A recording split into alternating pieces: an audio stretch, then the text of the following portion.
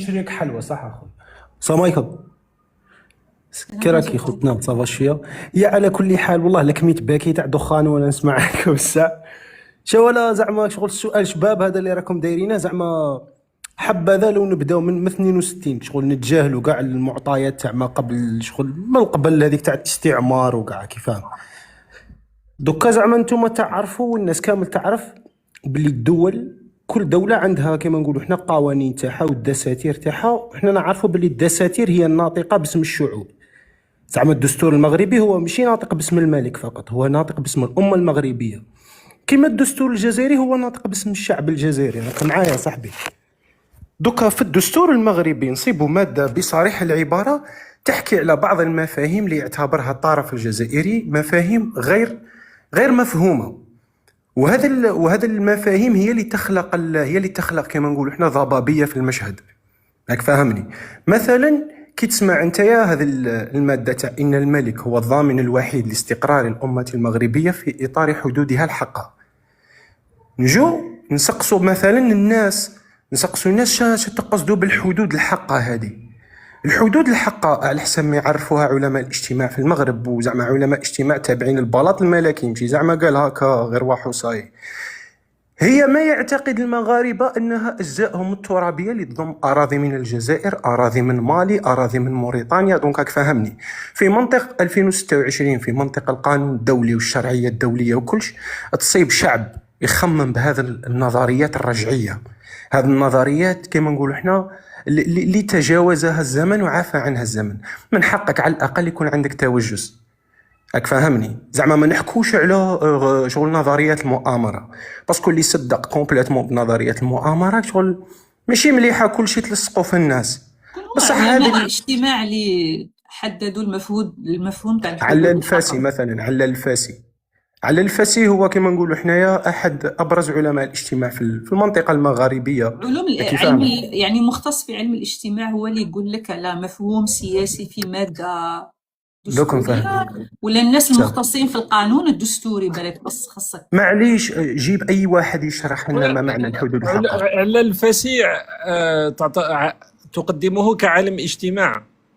احنا قرينا في كلية علم الاجتماع باللي على الفاسي عنده كما نقولوا حنايا عنده اسهاب كبير في علم الاجتماع في المنطقة تاع المغرب العربي هذه. سيدي فلنسلم يعني بالتعريف ما علاقة علم الاجتماع بالقضية المرتبطة بالحدود ما تسميه انا مانيش نحكي على علم الاجتماع، شغل عطيتك غير هكا مثال بك فاهمني. باسكو علاه؟ باسكو اللي يهمنا دوكا انا ما ديرليش كيما الاخر صاحبي. انا ماشي حابس انا الرابعة ما ونقعد ندير نحكي لك لك على والو، ما الدخوص ندير لك وكاع. والو صديقي، سافا بيان سباسي، ما تقلقش، راني يعطيك نسأل فيك الصحة. فقط. انت قلت باللي هناك علماء اجتماع مقربين من البلاط الملكي، كنا نسمع فيك جيدا.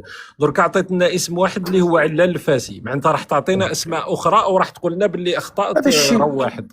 هذا الشيء مكتوب في الدستور المغربي كما نقولوا، هو ينطق على روحه شغل قبل اي واحد، مكتوب في الدستور المغربي نيش نقول مكتوب لك. في الدستور المغربي الحدود. لا هنا رانا في الجزء ماريا، السؤال اللي طرحته لك هو مرتبط بعلم الاجتماع اولا، من علاه هم؟ راك باغي تدخلني في صاحبي غير دقيقه غير دقيقه برحمه الشوابين.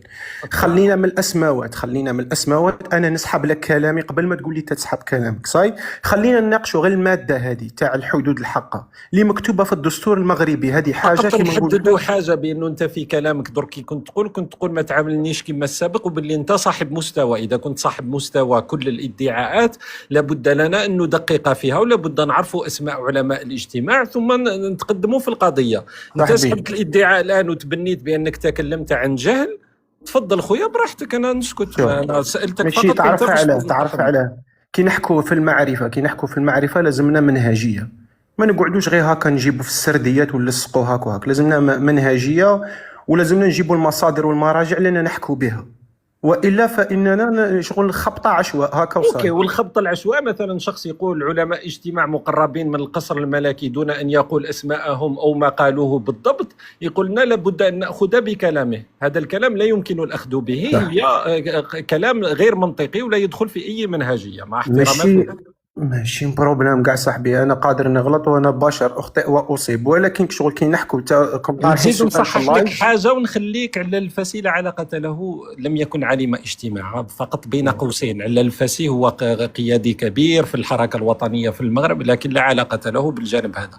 يعني مرة أخرى الشيء اللي راك قلته صراحة خارج الإطار كليا. معليش نحكوا على الحدود الحقة تاني خارج الاطار.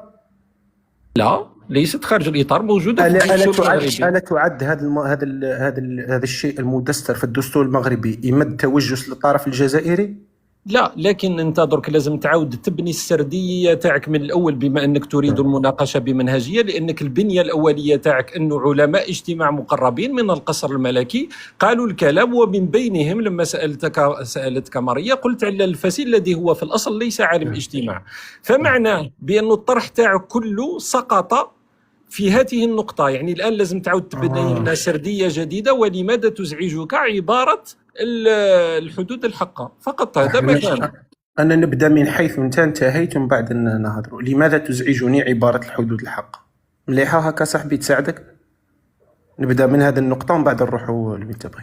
تزعجني عبارة الحدود الحقة لأنها تنطوي على مفاهيم ينظر إليها لدى دول الجوار على أنها مفاهيم توسعية، وعلى أنها تعطي الشرعية للمغرب لكي يستولي على أجزاء ترابية خاضعة للسيادة الدول ذات السيادة اليوم، كما الجزائر، كما موريتانيا، كما مالي. راك فاهمني صاحبي؟ هذا هو الشيء اللي يخليك اولا ما تثيقش في الطرف المغربي. خاطش علاه؟ هذه ماشي تحتاج تقول حاجه كبيره ولا نورمال يا اخي. ممكن نطرح لك سؤال، ماذا يقابل الحدود الحقة؟ ها؟ ما هو عكس الحدود الحقة؟ ايه تك زعما بتقول لي الحدود الموروث، باش نختصر لك بك الحدود الموروثه على الاستعمار، هذا هو قصدك؟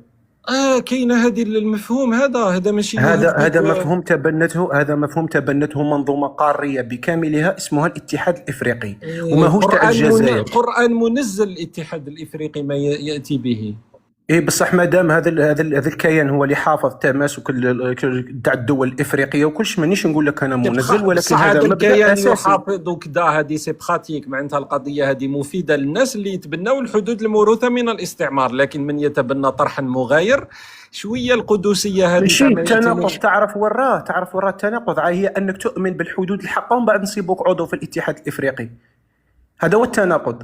معناتها لما تدخل في الاتحاد الافريقي لا يمكن فيما بعد انك تعمل من داخل المؤسسات على تغيير امر ما في مرحله تاريخيه؟ لم يحدث. المغرب انسحب من منظمه الوحده الافريقيه، ولا لا علاقه بسبب ماذا انسحب؟ انسحب المهم لسبب من زعما تقول لي البوليزاري. لازم تروح تقرا على الاسباب باش تقول، ما تقدرش تخرج حاجه، لانه هذه القضيه مرتبطه بموضوع مختلف.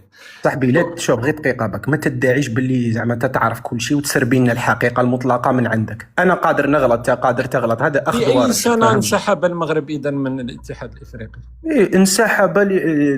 انسحب باسكو البوليزاريو دخلت كما نقولوا احنا تمارس مهامها كدوله داخل هذا المنظم، وهو ما عجبوش اي سنه بالتقريب؟ واش كان السياق التاريخي؟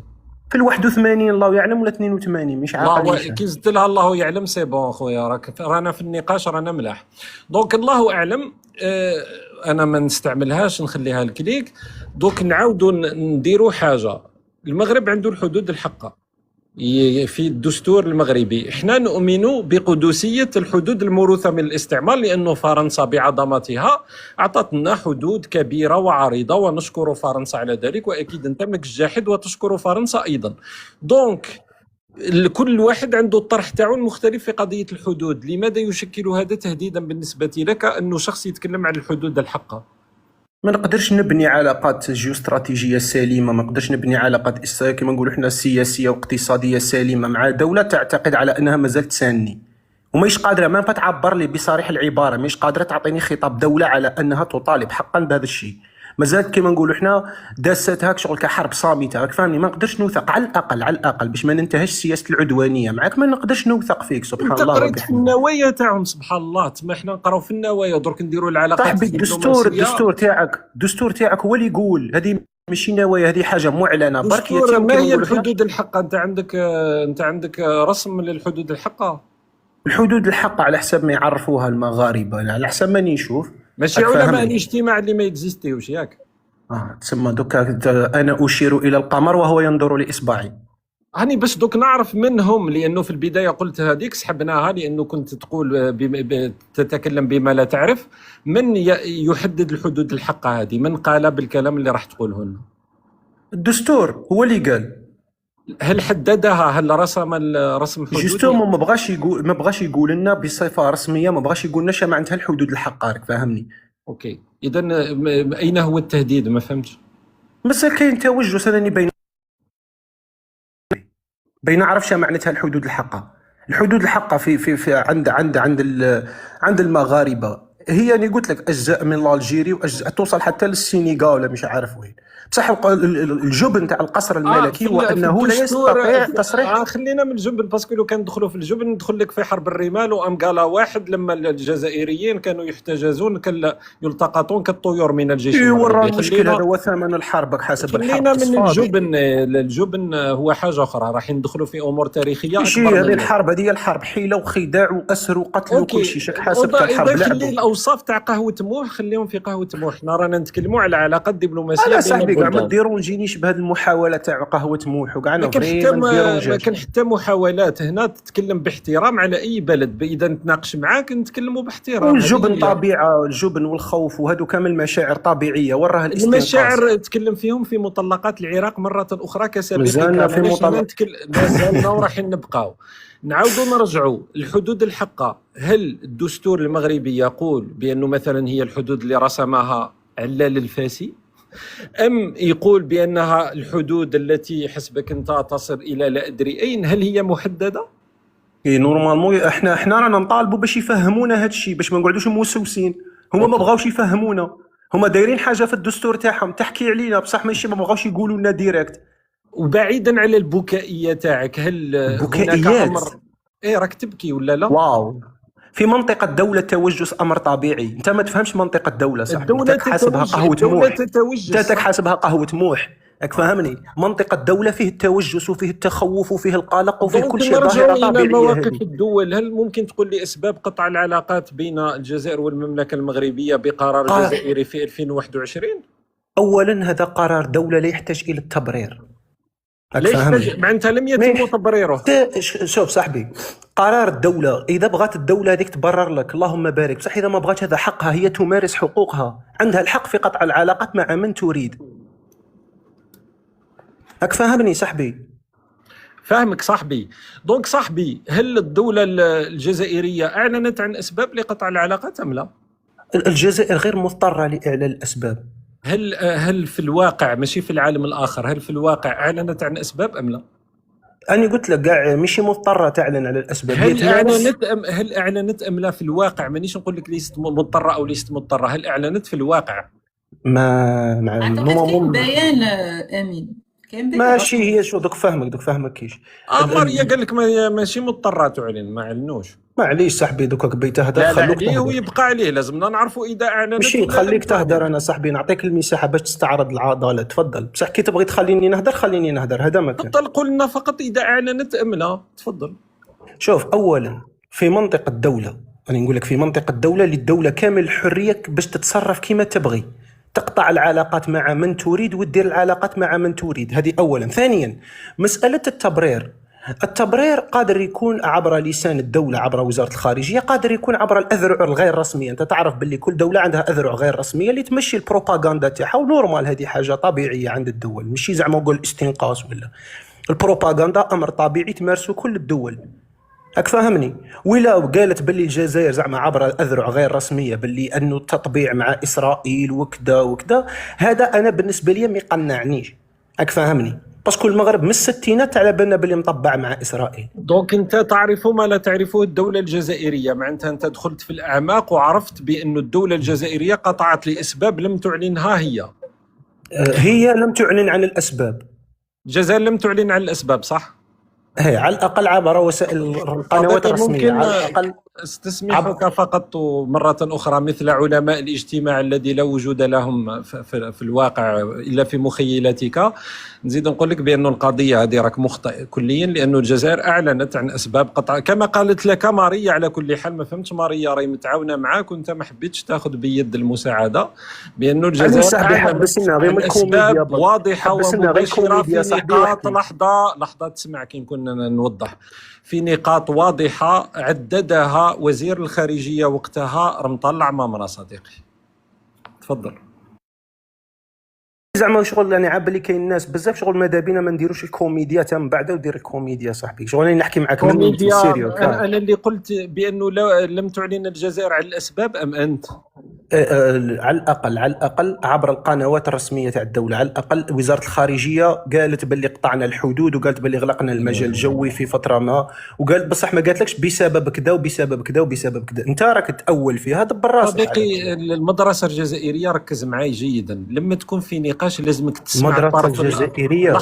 لحظة.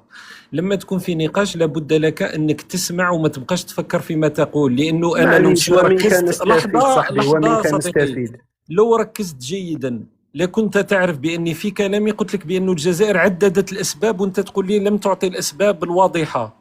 ¿Llevas tiempo queriendo arreglarte los dientes, pero los precios del dentista te frenan? Presta atención, porque si tienes entre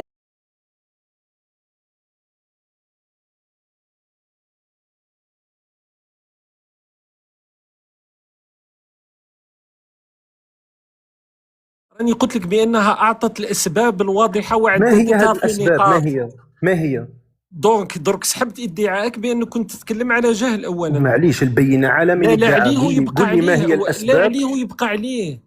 قول لي معليش ما هي الاسباب ومن بعد أوكي. نسحب كلامي انا. الاسباب التي عددها وزير الخارجيه رمطلع مامرا، ونتكلم تحت رقابه ماريا اللي تقدر دير الفاكت تشيك اللي ما اقول، كانت تصريحات تاع ممثل المغرب في الامم المتحده، كانت دعم المغرب لحركه ماك ورشاد، كان ذكر لقضيه بيغاسوس، وكانت قضيه التطبيع في نقاط، وكان اجاب رمطلع مامرا على عده اسئله. الان هل تسحب ادعاءك ام لك ما ينقض هذا؟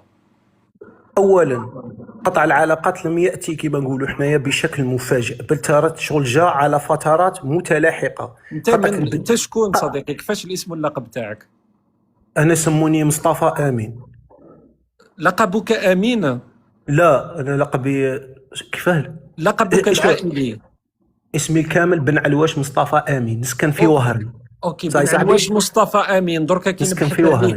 لحظه، هل اجدك ممثلا رسميا للدوله الجزائريه؟ راك تقول لي بالاحاسيس والمشاعر تاعك التي لا تهمني. يمشي انا على الاقل راني ندافع. انت جاي شغل جاي تلعب الدور تاع موكل السماء تاع اللي راه يسربي في الحقيقه على الناس. دافع صديقي، دافع في قهوه مو، حنا رانا نهضروا بمعطيات.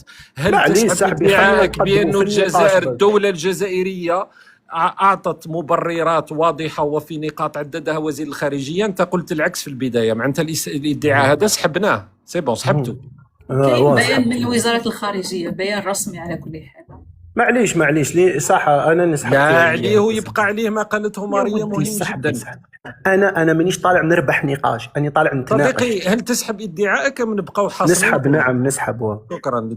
شحال هذا الثالث ولا منذ بداية النقاش؟ التاسع هذا التاسع. ثم ماذا صاحبي؟ ثم ماذا؟ ثم لا شيء، خلاص.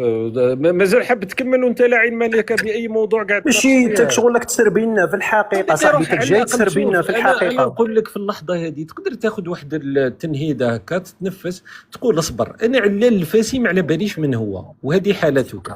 تقدر تروح تبحث على علال الفاسي، تقرا شويه على تاريخ المغرب منذ 1956 وتطلع على المواضيع هذه وتجي تناقش مره اخرى. انا قاري، اسمعني انا قاري تقنيات التواصل، نعرف كيفاش تحاول زعما تلوي ذراع الاخر عبر اخطاء يديرها وكش ما ديرهاش معايا انا.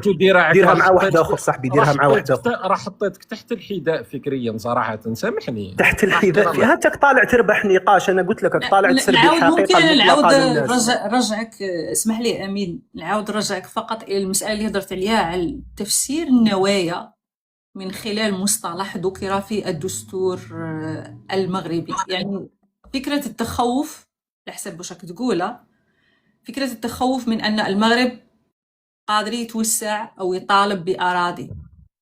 وباينه هذه هي الحاجه اللي تخلينا على الاقل الا كان النظام يكذب علينا، هذه هي السبه اللي يديرها باش يكذب علينا، خاطر هذه حاجه اللي مقننه. اسمح لي فقط باش أعيد صياغة السؤال، ويمكن هضرنا عليها أكثر من مرة شوقي، أيضا تناقشتها أكثر من مرة. لكن المغرب في الحقيقة هل طالب الجزائر بأية أراضي؟ هو دايرها في الدستور، هو شو لها. لا هل طالب؟ ما عندوش القدره يطالب، لا عند أي دولة عندها ما قدرة عندوش طالب. القدره، ما عندوش القدره. شوفي نقول لك علاه ما عندوش أمين القدره. اسمح لي، اسمح.